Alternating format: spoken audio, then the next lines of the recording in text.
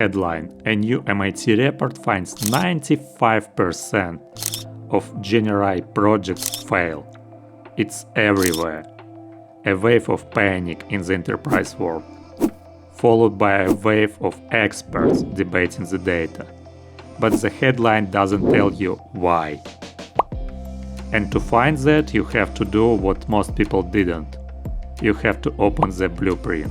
So, where does that shocking 95% number come from?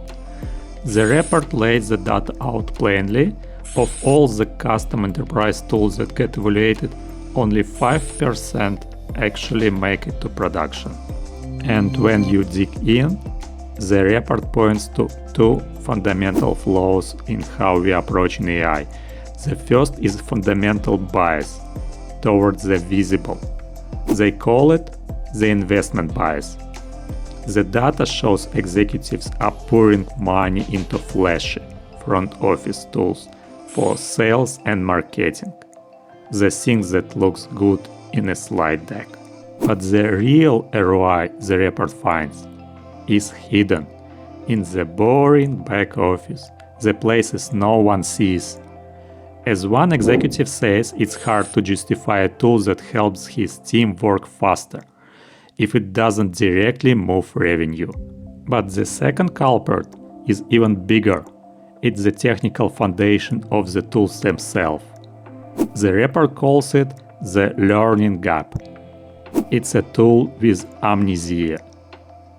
An AI that can't remember your preferences, can't learn from feedback, and, as one lawyer in the report says, just repeat the same mistakes. This is the critical failure point for enterprise AI. This learning gap creates a massive divide. And the report shows us exactly how the winners on the other side are operating. The first signal: they buy, they don't build. The data shows that partnering with an external vendor is twice as likely to succeed as trying to build a custom solution from scratch. The second signal is hidden in plain sight. While your enterprise tools fail, 90% of your employees are already showing you the answer. This isn't a risk, it's a roadmap. But just when you think you have the full picture, there is a final twist. The headlines all say MIT report. But the document is transparent. This isn't a university-wide study. It's from a specific research group, Project Nanda, that's based at MIT, and the authors themselves state the sampling size may not represent broader market patterns. The source is honest about its own limitations, and that's the real lessons for a leader. The noise is temporary, but the strategic framework is what matters.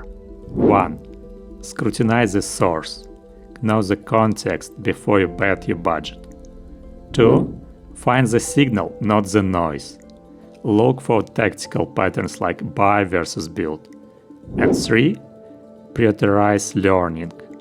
The biggest risk is a tool that can't adapt.